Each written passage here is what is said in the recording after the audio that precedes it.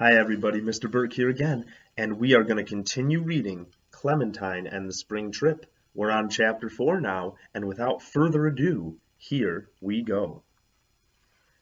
At school Tuesday morning, after the yet and not yet stuff, I had a big surprise. A girl with short black hair and a purple backpack was standing on the other side of Mr. DeMatz's desk. When we were all in our seats, our teacher said, "Class, please say hello to our new student, Olive. I know I can count on you to make her feel welcome." Mr. DeMatz made us introduce ourselves, and then he led Olive to the empty desk in the back of the room. When he told her she could put her stuff inside, we all gasped. Nobody had used that desk since Baxter left in September. Even though he had only been with us for a few days, I really missed Baxter. And not just because he'd let you look at his webbed toes as long as you wanted for only a quarter. He pried the legs off his chair, loosened the screws on the coat hooks so our jackets fell down all morning, and filled the classroom soap dispenser with creamed corn from lunch. And that was just the first day of school. That Baxter sounds like a troublemaker. Because I have great hearing, I overheard what our principal said to Principal Rice. I overheard what our teacher said to Principal Rice out in the hall when we handed Baxter over to her that afternoon. He certainly is a resourceful young man.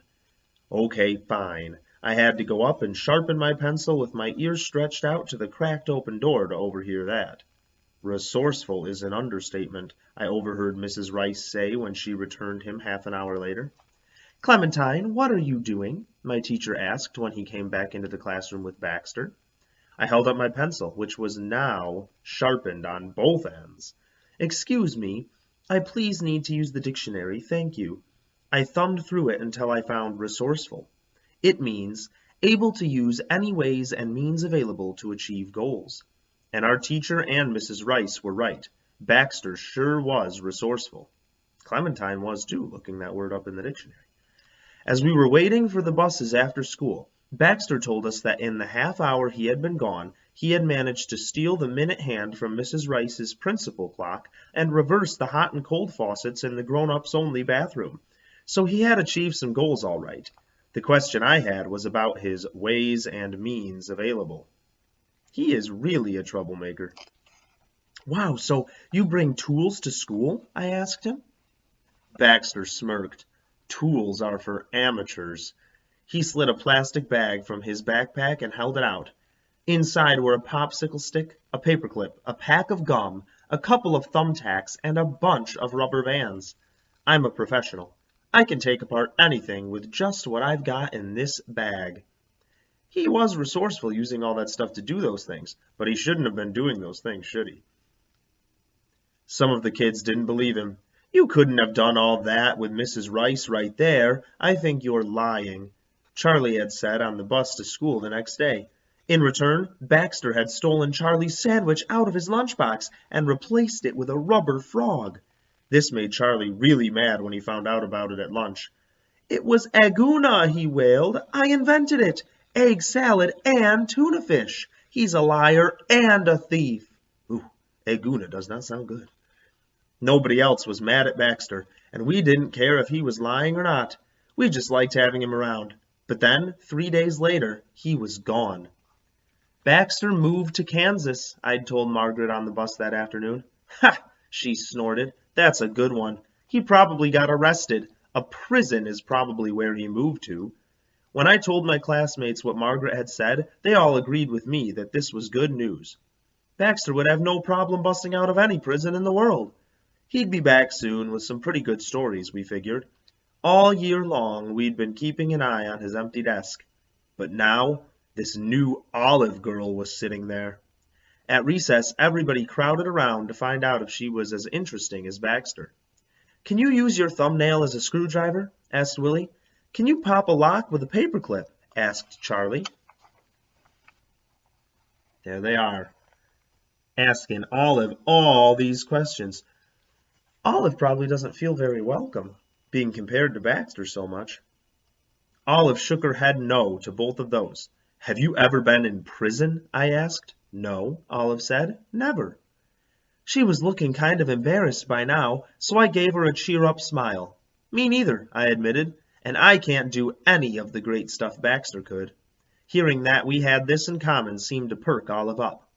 And hey, Clementine, she said, we both have food names too. I stopped to think about this. All my life I have wished I didn't have a food name. I call my brother different vegetable names to make it fair, but it's still not. Nobody else got a food name, I tell my parents over and over. I'm the only one. And I was, except for Mrs. Rice, who didn't count because it was her last name. But now, finally, here was another kid with a first name that was food. And suddenly, I wasn't so sure I wanted to share. I turned back to Olive. Do you ever wish you had a regular name? I asked. Olive looked surprised. Of course not. Olive is a great name. Plus, it's also a language. All 19 heads, including mine, snapped to attention at that. Olive language, Olive said. I invented it. You put olive into every syllable you say. She pointed to her shoes and said, Shoe olivoos. She pointed to Willie's cap and said, K olivap. Then she pointed to my jacket and said, J olivac olivet. All the kids acted as if this was the most amazing miracle anyone could do in the whole world. They began naming the things around us in her language. Tr olivee, sw oliving, s olivet, d olivage, b olivall. My name is great too, I interrupted. Nobody even looked back at me. Clementine is a language too, you know. A couple of kids glanced at me. I decided to say, a secret language, in my new language, but I had to stop to invent one first. What I invented is this. Put the word Clementine into every syllable you say. I don't think she invented that. She just stole the olive language. I think Clementine's a little jealous. I practiced Clementine language in my head, and let me tell you, it was not easy. Look how puzzled Clementine is. By the time I was ready to say the first word, Clementine, Clementine, et. Clementine, Clementine, et. All the kids had gathered around Olive again. Wow, Lily sighed. Talking Olive makes you sound like you come from another country. Well, so what, I said. My language makes you sound like you come from another planet. Olive spun around. What planet? Zephon. I made up right away.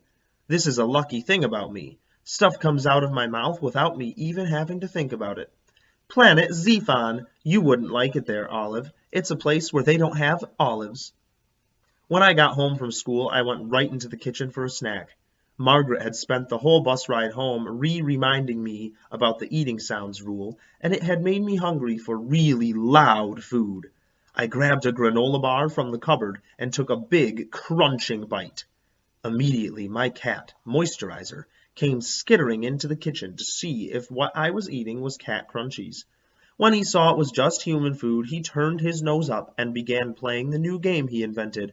I am not interested in you.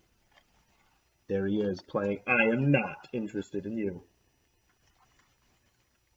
I walked over to the window above the sink and pretended to be fascinated by the feet walking by on the sidewalk. In a second, I heard his soft paws coming over to stop beside me. But when I looked down, he yawned to show me how not interested in me he was. I sat down at the table, and then he sauntered over to the table too, as if it was just a big coincidence that we both needed to be there. When I looked over to say hi to him, he flopped down and stared at his tail, as if he had no idea how this miraculous toy had become attached to his back. Just then, my mother came into the kitchen. She didn't say, "Hi, honey, how was your day?" the way she usually does. Instead, she yanked open the refrigerator and stared into it exactly the way a starving wolf stares into an empty rabbit hole, which I saw on the Nature Channel once, except Mom was not actually drooling. I knew what this meant. My mother was having a craving. When you are pregnant, you get to eat whatever you want, together with whatever else you want. Whenever you want it, just by saying the magic words, I'm having a craving.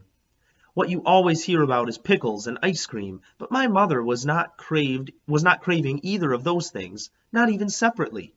My father buys them every week just in case, though. At the end of the week, he sits down with a gigantic bowl of ice cream and a side dish of pickles so he can use them up. The things I do for your mother, he says. Then he goes to get a fresh supply of pickles and ice cream, and also raw clams, which is what my mother is actually craving. There are no clams in here, my mother wailed now, so loudly that Mrs. Jacoby on the top floor probably heard her. I will go out of my mind right now if I can't have some clams. My dad came skidding into the kitchen and patted my mom's shoulder. You ate a whole platter of them yesterday, he reminded her gently. Dear, my mom spun around to give him a look that said she was N-O-T not kidding about needing raw clams right now. My dad threw his palms up and backed away. Then he gestured for me to meet him at the front door. We put on our Red Sox caps, which Mitchell insists we wear once baseball season opens, and headed out to the fish market. Now, clams, he said when we were outside. This is a really good sign, let me tell you. This means your little brother or sister is going to have a rock-hard head like a clamshell. Our little guy's going to be able to split firewood with a head like that. He or she will be able to butt right through a cement wall. A torpedo head like that's going to come in awfully handy for our family. What did Mom crave when she was pregnant with me? I asked, even though I already knew the answer. Pineapple, my dad said. She'd eat it with anything. Pineapple with peanut butter. Pineapple with mustard. Pineapple with chili. She couldn't get enough of it. And that's how you knew I'd be sweet, I said, the way I always do.